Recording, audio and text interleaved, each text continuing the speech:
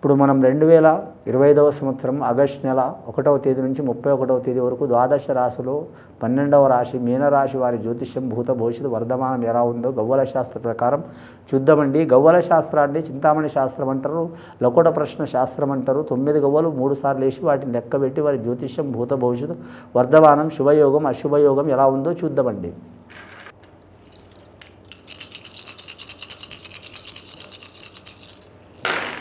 మీనరాశి వారి జాతకంలో చూడాలంటే మాత్రం చాలా వరకు శుభయోగం పడ్డదండి. 2 గవ్వలు పడ్డాయి వారి జాతక బలానికి.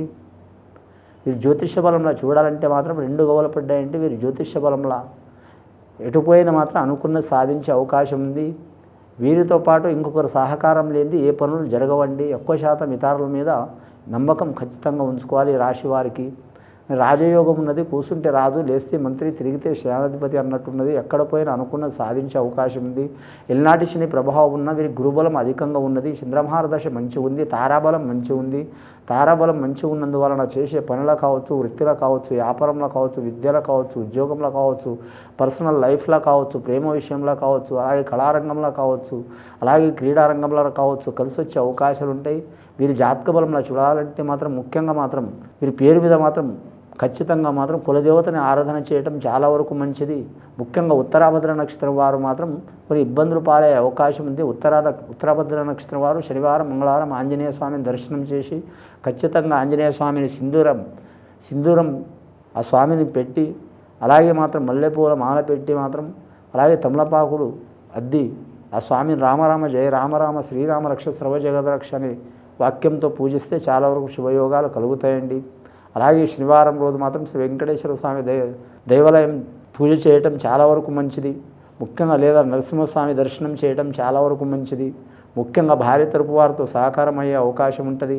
అలాగే మాత్రం తండ్రి తరపు వారితో విరోధాలు వచ్చే అవకాశం ఉంటుంది. ముఖ్యంగా వ్యవసాయదారులకు కలిసి వచ్చే అవకాశం ఉంటుందండి వీరి జాతకంలో. కానీ మాత్రం పూల పనులు వ్యాపారం చేసేవారు కలిసి వచ్చే అవకాశం ఉంటుంది. ముఖ్యంగా వీరి జ్యోతిష బలంలో మాత్రం చూడాలంటే మాత్రం గవర్నమెంట్ ఉద్యోగస్తులు మాత్రం ఇబ్బందులు తప్పవండి. ఐఏఎస్ ఐపీఎస్ రంగం వారికి ఇబ్బందులు తప్పవు. రెవెన్యూ రంగం వారికి కలిసి వచ్చే అవకాశం ఉంటుంది. ఆర్టీసీ రంగం వారికి ఇబ్బందులు తప్పవు. రైల్వే రంగంలో వారికి కూడా ఇబ్బందులు తప్పవు. అలాగే మున్సిపల్ రంగం వారికి కూడా ఇబ్బందులు తప్పవు. నీటిపారుదల శాఖ వారికి కూడా ఇబ్బందులు తప్పవు. అలాగే వ్యవసాయ రంగం సంబంధించిన ఉద్యోగస్తులకు మాత్రం కలిసి వచ్చే అవకాశం ఉంటుంది. అలాగే వీరి జాతకంలో భూతగాదాలకు దూరం ఉండటం మంచిది. రియల్ ఎస్టేట్ రంగంలో కొన్ని ఇబ్బందులు చిక్కులు చికాకులు తప్పవండి. అలాగే ఈ రాశి వారి జాతకంలో నరఘోష అధికంగా ఉంటుంది, జాగ్రత్తగా ఉండాలండి. రెండవసారి గవ్వలేసి చూద్దాం.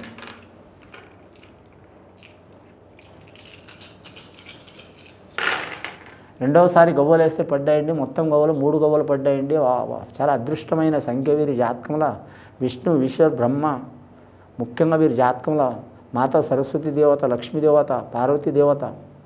అలాగే వీరి జాతకంలో చూడాలంటే మాత్రం తల్లి, తండ్రి, గురువు ముగ్గురు సహకారం ఉంటుందండి. వీరి పేరు మీద ఎక్కడ పోయినా అన్నం రేఖ ఉంటుంది. అడవిలో పోయినా అన్నం దొరికే అవకాశం ఉంటుంది.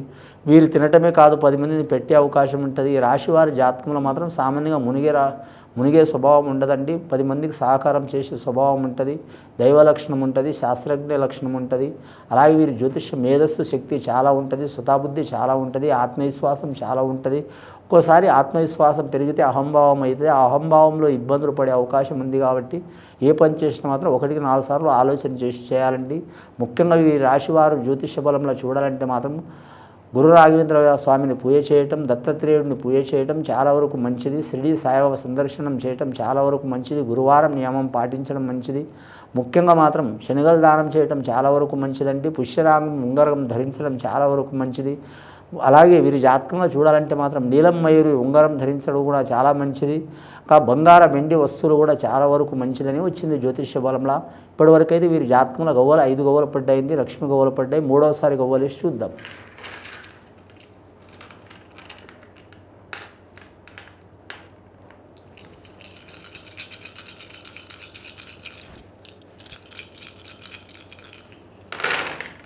మూడవసారి గవ్వలేస్తే 4 గవ్వలు పడ్డాయండి లైన్గా. ఒకసారి 2 గవ్వలు చంద్రమహారదశ, రెండవసారి 3 గవ్వలు గురు మహారదశ, మూడవసారి 4వ రాహు మార్గదశ చాలా వరకు ఇబ్బందికరమైన పరిస్థితి ఉందండి వీరి జాతక బలంలో. రాహు మార్గదశ అంటే సైంటిస్టులకు కలిసి వచ్చే అవకాశం ఉంటుంది, శాస్త్రజ్ఞులకు కలిసి వచ్చే అవకాశం ఉంటుంది, కంప్యూటర్ రంగంలో పనిచేసే వారికి కలిసి వచ్చే అవకాశం ఉంటుంది, అలాగే మాత్రం స్టాక్ మార్కెట్ షేర్ మార్కెట్ రంగం వారికి కలిసి వచ్చే అవకాశం ఉంటుంది, రియల్ ఎస్టేట్ రంగం వారికి కలిసి వచ్చే అవకాశం ఉంటుంది. కానీ ఇతరులకు ఇబ్బంది అయ్యే అవకాశం ఉంటుంది. రాజకీయ నాయకులు కావచ్చు, అలాగే మాత్రం వ్యవసాయ రంగం వారు కావచ్చు, కుటుంబ రంగం కావచ్చు, చిక్కులు చికాకులు వచ్చే అవకాశాలు ఉన్నాయండి. ముఖ్యంగా మాత్రం ధనం ఇబ్బందులు పెట్టే అవకాశం ఉంటుంది. ఏ పని అయినా 10 రూపాయలు ఖర్చు లేనిది ఏ పని కాదండి వీరి జాతకంలో. 10 రూపాయలు అయ్యే కాడ 20 రూపాయలు అయితే, 20 రూపాయలు అయ్యే కాడ 50 రూపాయలు అయితే. ఈ రాశి వారి జాతకంలో స్త్రీలు మాత్రం చాలా జాగ్రత్తగా ఉండాలండి. ఆకర్షణ శక్తి చాలా ఉంటుంది. నిందలు నీలాప నిందలు వచ్చే అవకాశాలు ఉంటాయి. వివాహమైన వారికి మాత్రం సదభిప్రాయం ఉండదు భార్యాభర్తలు ఒకరి మీద ఒకరికి. అలాగే వివాహం కాని వారి మీద కూడా నిందలు చిక్కులు చికాకులు వచ్చే అవకాశాలు ఉంటాయి. బాలికలకు విద్యాపరంగా కలిసి వచ్చే అవకాశం ఉంటుంది. అలాగే ఐఏఎస్ రంగంలో ఐపీఎస్ రంగంలో వారికి కలిసి వచ్చే అవకాశం ఉంటుంది. అలాగే వీరి జాతకంలో విద్యారంగంలో వారికి, వైద్య రంగం వారికి, ఆరోగ్య రంగం వారికి కలిసి వచ్చే అవకాశం ఉంటుంది. వ్యవసాయ రంగంలో సరిసమాన యోగ బలం ఉంటుంది. దూర ప్రయాణాలు చేసేవారు చాలా జాగ్రత్తగా తీసుకోవాలండి. మొత్తం వీరి జాతకంలో 9 గవ్వలు పడ్డాయండి నవగ్రహాలు అంటే వీరి జాతకానికి 9 గ్రహాల్లో వీరికి 3 గ్రహాలు అనుకూలంగా ఉంటే మాత్రం 6 గ్రహాలు ఇబ్బందికరమైన పరిస్థితి ఉంది. ఈ రాహు మార్గదర్శి గవ్వలు మాత్రం ఆకస్మికంగా ప్రమాదాలు, అలాగే చిక్కులు చికాకులు దారిద్ర్యబాధలు తెచ్చే అవకాశం ఉంటాయి. కాబట్టి నవగ్రహాలని వీరు పూజ చేయటం, శనేశ్వరుని పూజ చేయటం, అలాగే కులదేవతని ఆరాధన చేయటం, శనేశ్వరుని పూజ చేయటం, ఆంజనేయ స్వామిని పూజ చేయటం, మహాగణపతిని పూజ చేయటం చాలా వరకు మంచిది. ఇది విని చూసి ఆచరించే వారికి చాలా వరకు ఈ మీనరాశి వారికి సర్వశుభాలు సర్వ సౌకాలు కలిగే అవకాశం ఉన్నదండి. శుభం భూయత్.